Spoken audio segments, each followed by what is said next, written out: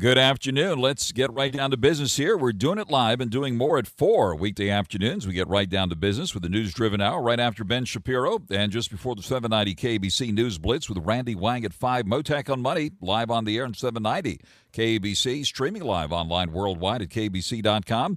And your on-demand Mottek On Money podcast, kbc.com, Apple, iTunes, and all your favorite podcast platforms. Break out the bubbly. The Dow at another record high today, closing higher.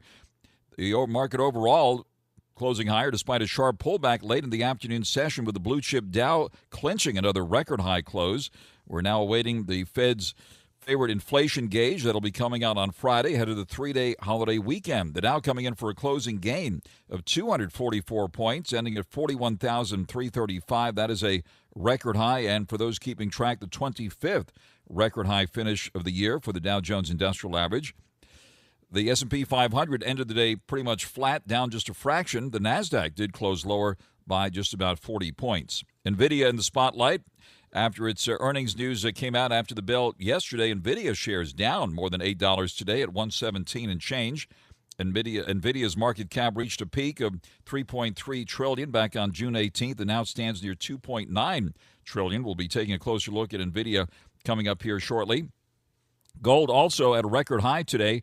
We see gold moving up $22.50 to settle at $2,560.30 an ounce. It got as high as $2,562 and change. A meme stock back in the spotlight. GameStop shares moving higher today by nearly 12%. The video game retailer has seen its biggest gain since June, and looks like they're going to be announcing some new things, also doing some new credit term deals apparently. Also in the spotlight today, Lululemon has cut its full-year outlook, further fueling Wall Street's concerns that the years-long trend toward athleisure has run its course. We'll talk about that as well coming up this hour. On the economy, some flies in the Chardonnay today. Pending home sales hitting a fresh record low in July. Yep, you heard me. As declining mortgage rates failed to spark increased activity, in part because of the uncertainty over the election. Pending home sales down 5.5% in July from the previous month, according to the National Association of Realtors, pushing the index down to an all-time low. How about that? The index hit an all-time low in May, but bounced back in June. The number of people in unemployment lines are falling slightly last week. The labor market remains healthy, though, according to economists, in the face of high interest rates. Of course, there's a lot of talk now that the Fed is about to lower rates next month. Jobless claims did tick lower by 2,000 to 231,000 this past week. Nervous times in the Middle East with Israel Defense Forces shooting down hundreds of rockets and drones fired by Iranian-backed Hezbollah terrorists in southern Lebanon this week. We're also watching the latest military action in the West Bank of the Gaza Strip. Meanwhile, here in the United States, a new survey finds massive numbers of college students say they're afraid to admit they're Jewish as anti-Semitism soars on American college campuses. I'll discuss the latest news of one of the most prominent religious and human rights leaders in the world, Rabbi Abraham Cooper, Associate Dean and Director of the Simon Wiesenthal Center and Museum of Tolerance in West Los Angeles. He'll be joining me live later this hour. Retail theft, home break-ins, outright lawlessness continuing in Los Angeles. I'll discuss the latest this afternoon with the Honorable Steve Cooley, the former Los Angeles County District Attorney. But first, on your money, the markets, the economy, today's record-shattering day for the blue chips, gold, NVIDIA's earnings, and the whole works now. Joining us live, top-ranked money manager Ken Winans, CEO and Chief Investment Officer at Winans Investments, which you can find at winansinvestments.com. Ken Winans, author of numerous books, including Investment Atlas 1 and 2, soon to be Investment Atlas 3, also Forbes magazine contributor, and host of Winning with Winans, with yours truly, Monday nights at 6 p.m. on your favorite station, 790 KBC. Ken Winans, good afternoon to you, sir. Hey, Frank, how's it going? Hey, like you said, it's a record day. It's a good reason to smile. Absolutely. Let's do that and take it from the top. Give us your reaction to this latest record-shattering day for the blue chip index and, of course, NVIDIA's earnings also in the spotlight. Well, you know, it's funny because we talk about NVIDIA, we talk about tech, but what is interesting is when you look at the fact that the Dow Industrial Average hit a new high, but guess what? The NASDAQ and the S&P did not. And even in the case of NVIDIA, the stock pulled back. I think what you're seeing here is what I've been talking about it for a while. It's the broadening of the market rally. It is other groups performing well. And, it's actually shocking. It's the old tortoise or the hare fable. And we have that going on right now. I venture to say that many of the audience, has been focused on their tech stocks and how wonderful those stocks have been. And they have been great stocks. But what they now need to realize is that almost all those stocks are overpriced. Even with accelerated growth, they're going to have a tough time keeping up with things. And now that you're in that seasonal time, especially the way September is typically not a great month, it's put a lot of gray in my hair through the years. It's just statistically not a good time. I think you have to think about rebalancing. You got to look at what happened in the Dow today.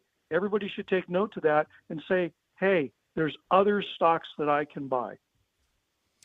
A lot of people, of course, focused on NVIDIA. It did pull back more than 8 today at 117 and change. A lot of discussion ahead of the earnings report. Should I buy? Should I sell? What would you do with NVIDIA at this point? Well, if you're somebody who's been lucky enough to have and you've had this fantastic run, obviously taxes enter the equation. Whenever you have something that's made that much money for you, and it's not taken away from the theme of AI or the reality that things can continue to progress there. But what I'm saying is, as a stock investor, when you've had a big winner, it doesn't hurt to take a little bit of it off the table and redeploy it in some other areas. And, it's part of being a good investor. Warren Buffett does not have all of his money in one stock. He spreads it around. He looks for opportunities. And I'm just saying there's other opportunities out there in some very dull, boring areas that happen to be up 20 to 30% this year. They've done it very quietly. All right, we're going to get to that dull, boring stuff here momentarily. Speaking of Warren Buffett, they're talking about Berkshire Hathaway now making it the Magnificent Eight because of its trillion-dollar performance this week. And the Berkshire Hathaway Class A stock, as you well know, Ken, is the most expensive stock on the New York Stock Exchange, moving up nearly $6,000 today to $702,320. $702,320 is what I see here on the screen, and the Class B shares, which are a bit more affordable, also moving higher today. Warren Buffett making some big news out of Apple recently, and so he took some money off the table along the lines of what you were just saying. Absolutely, and he is one of those kind of investors. Now, granted, he's old school. He's been in the game a very, very long time. But the reality of it is, even with that, here is, again, a discipline that has worked well for a lot of people for a long time, and he has typically shied away from real fancy stocks. He shares a very similar opinion that I do. You get worried when the CEOs or the upper management, the C-suite of a company, worries more about their persona than running the company. And I know he's worried about that for a long time as well, and so did his former late partner, Harvey Munger. So I think what we're seeing here, Frank, is literally what you started the show off with. We're having a record high in the Dow Jones Industrial Average, even in spite of the fact Salesforce.com is one of the stocks. It has done terrible this year. It's still hitting those highs. And I think, again, people should take a cue from that and realize as we go into 2024 and 2025, or shall I say the remainder of 2024, that you could see a serious rebalancing of leadership within the S&P 500, and it has happened before, and it's healthy. This is how a market sustains its rallies. Interesting moves in the discount retailers today. Dollar Tree moving lower, Dollar General moving sharply lower today. Dollar Tree falling after Dollar General posted disappointing earnings. What's going on with these discount retail? I guess there's nothing for $1 anymore. That's got to be a reason, right?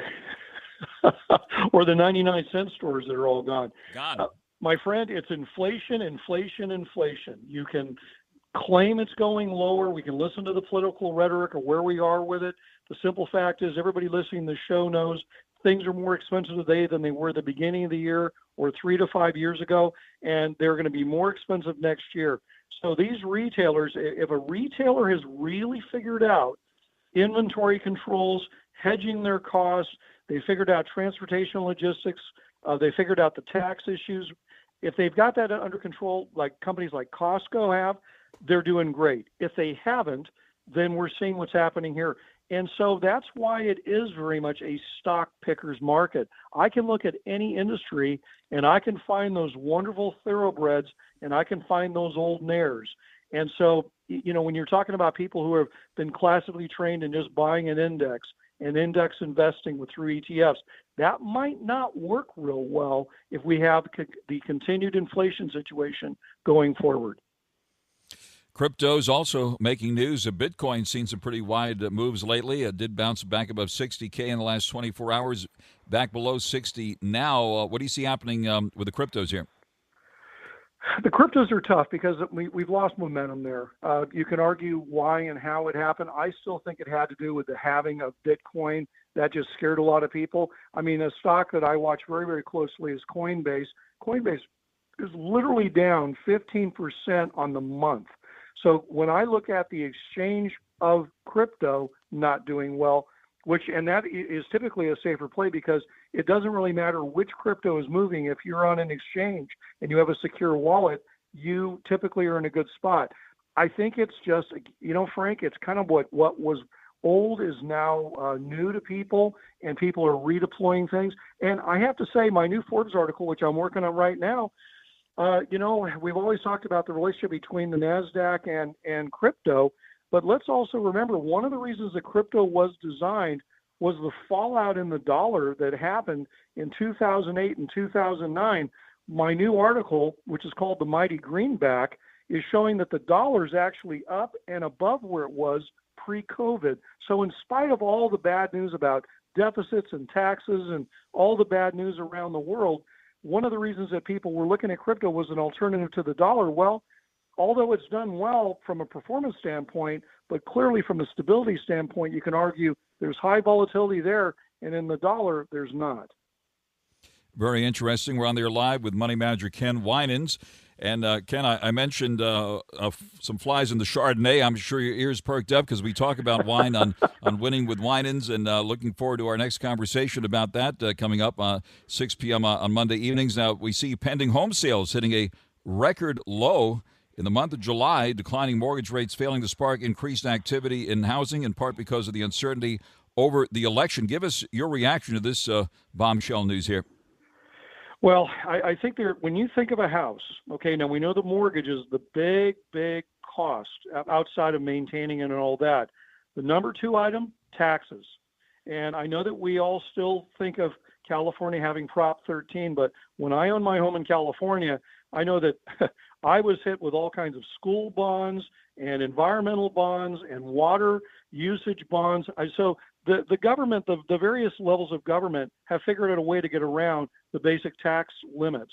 I think that with the deficits that we're looking at and with municipalities, I think if people think that their bills are high now with all the things I just mentioned, get ready. They're going to have more than going into next year because the shortfalls at local government level, just look at Southern California alone, look at Los Angeles County. The numbers are real. The shortfalls are huge. And I think they're going to have to turn to homeowners. And I think that's a reason why nationwide, with that happening all over, many people are second guessing, you know what, I can't afford it. And if the mortgage rates, even though the mortgage rates have come down, I'm worried about an increases in the cost of owning that house, which include the taxes. And I just think that that's what's playing on that number, although maybe not said straight out, but I think a lot of people are backing into it. And I know realtors are pointing that out to prospective buyers. Right, and I noted uncertainty over the election, and of course, a lot of a big difference between the candidates here on tax policy, including on the Democratic side, a proposal to tax unrealized capital gains. What is your assessment of this tax discussion here? You know, Frank, I've had a lot of talks with my clients because right now I manage about $300 million, and people from all over the country. I'm getting calls from a lot of people about this. Here's the thing. Let's also remember, and you know, we're in the national spotlight right now on the presidential race, but the way our government works is you have two houses in Congress and you have the executive branch being the president's office. I think that a lot of people are just really hoping for gridlock. When I talk to whether it's a Democrat or Republican, an independent, that's what I keep hearing. They're just really hoping that we have split government that seems to keep everything somewhat in check. The real worry is that if you have one, just like it is in California, one party rule, people get very concerned about that. So that's the focus there. But taxes is what everybody's worried about going into 2025.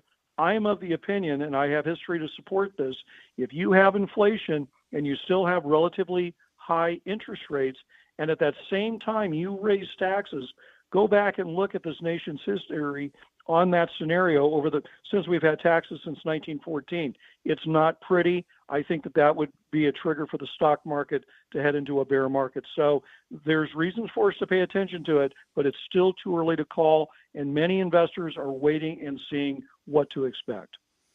All right, at this point, Ken Wines, let me ask you the big question here. Where are you putting money now and or taking it off the table?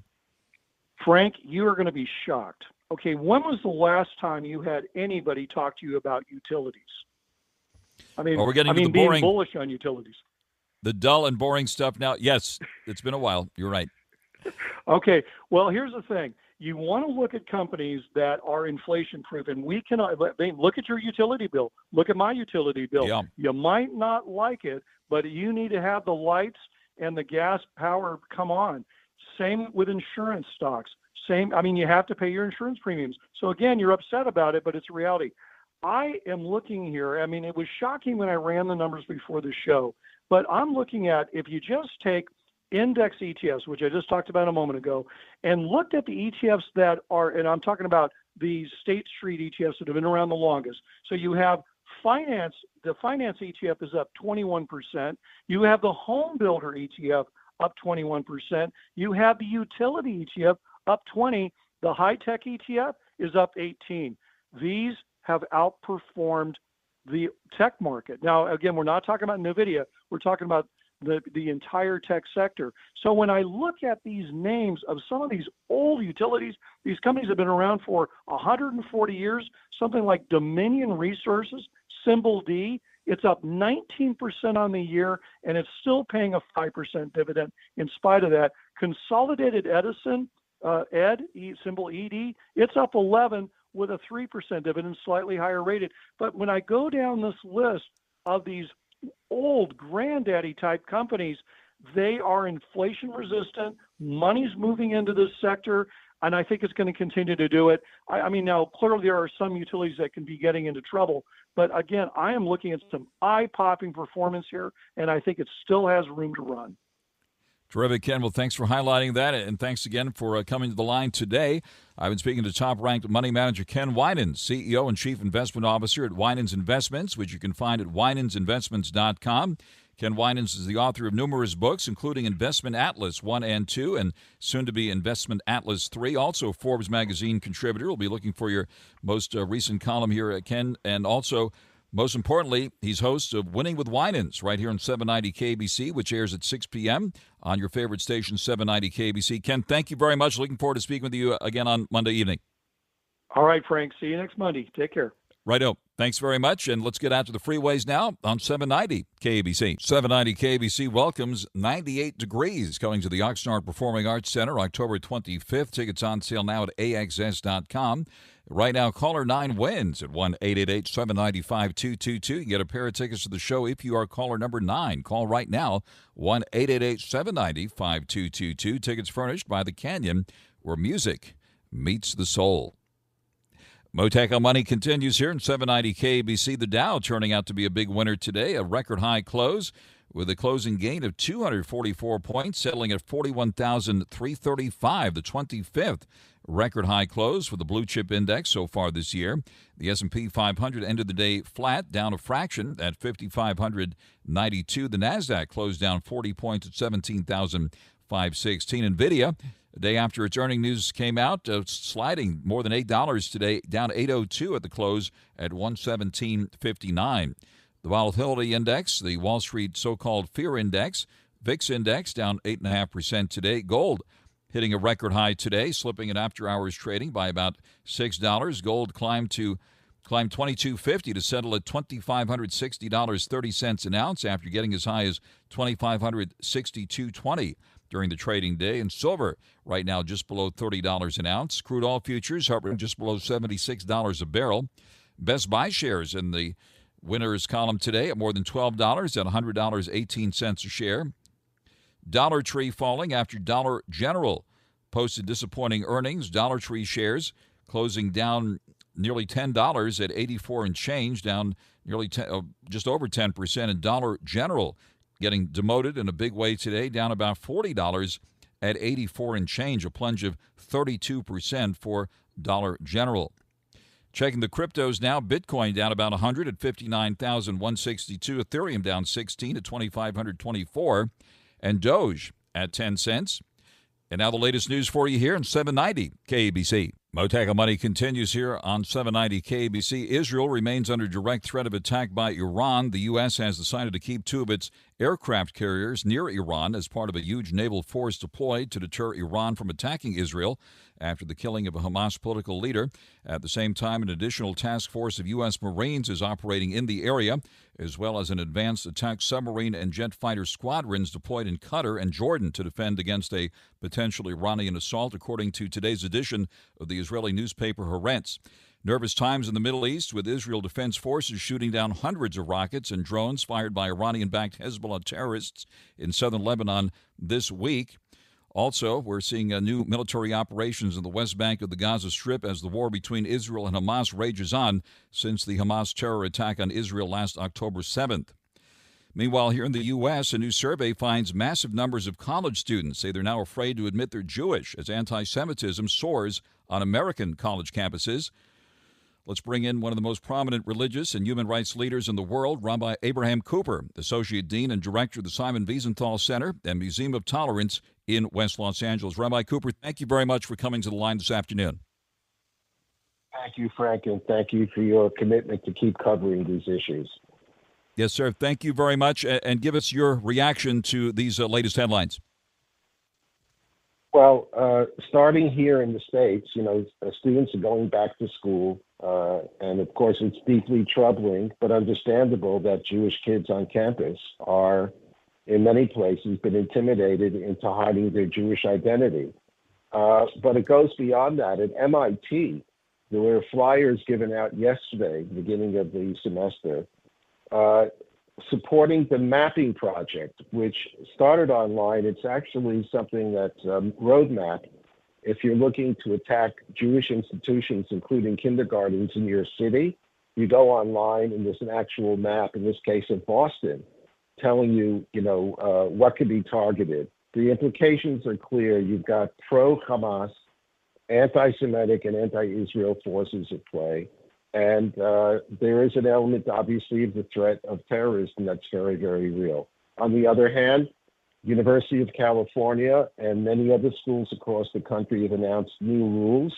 No more encampments on UC campuses.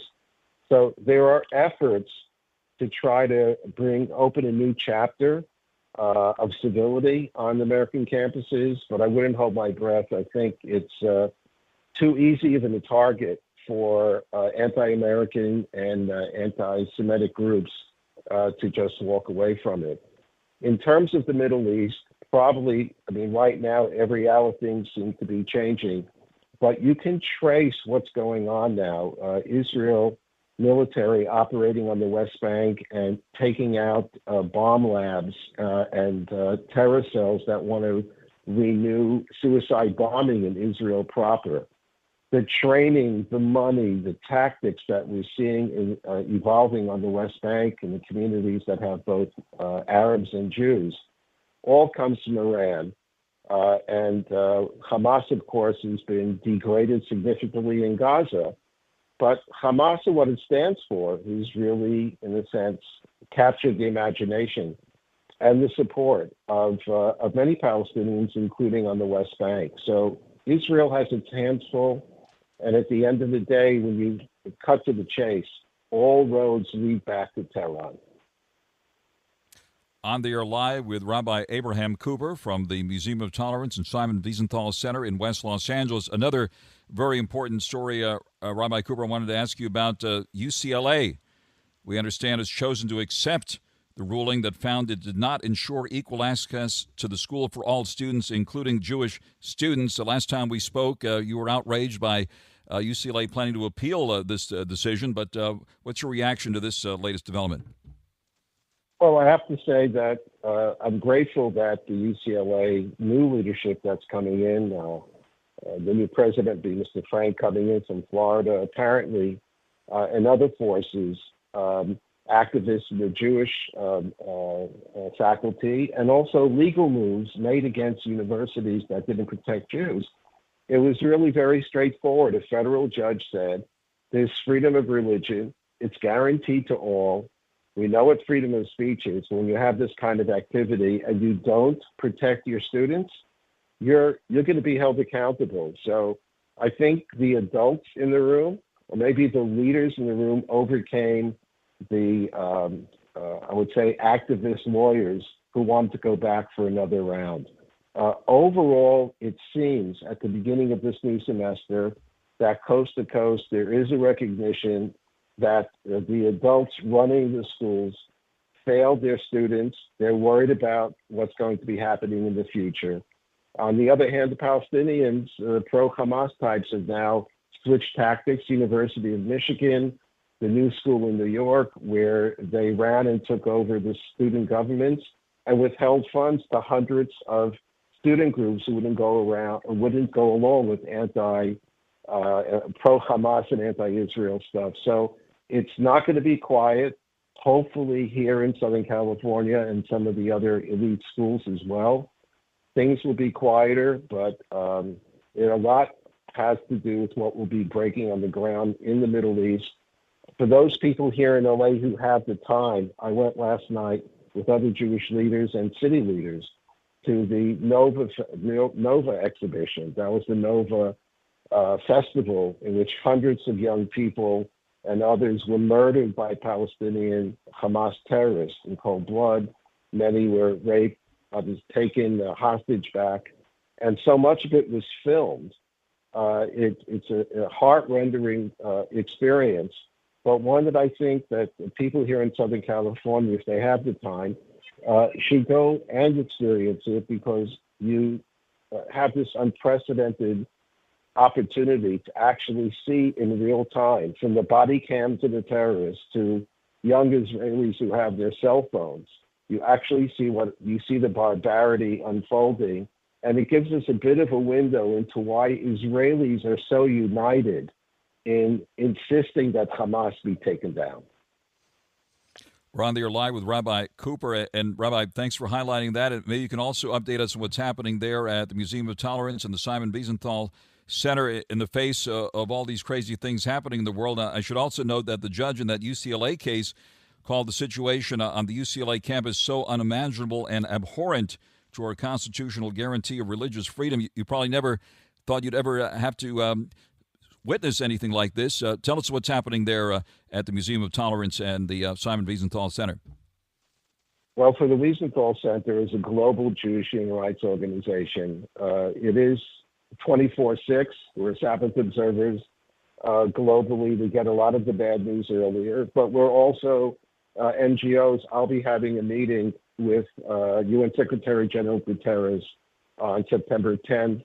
We're trying to work within the global system, but also unabashed Zionists who stand for fundamentals of human rights, and hope and pray that the various sides in the Middle East can come. There's plenty of physical room for both people, but there has to be a profound psychological change on the part of the Palestinian people in the Holy Land, and whoever the next president of the United States is going to have to deal with Iran, have to take off the kid gloves. They have to stop sending billions of dollars that basically fund the Iranians' horrific activities that they're doing.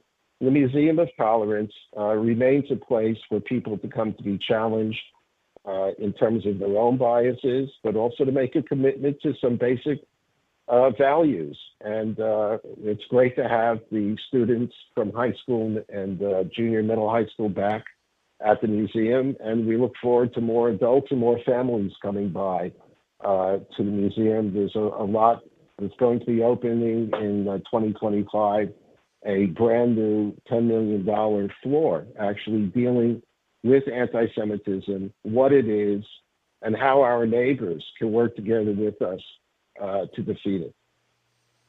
Rabbi, thank you very much. You command utmost respect around the world, and we do appreciate your being on the air with us here and look forward to your updates and more conversations. Rabbi Abraham Cooper, Associate Dean and Director of the Simon Wiesenthal Center and Museum of Tolerance in West Los Angeles. Thank you very much for taking the call this afternoon. Thank you, Frank. We'll speak to you soon. Thank you very much, and let's get the latest on your ride this afternoon here on 790 KABC. Mottek On Money continues here in 790 KABC. Good afternoon. Retail theft, home break-ins, outright lawlessness continuing in Los Angeles County.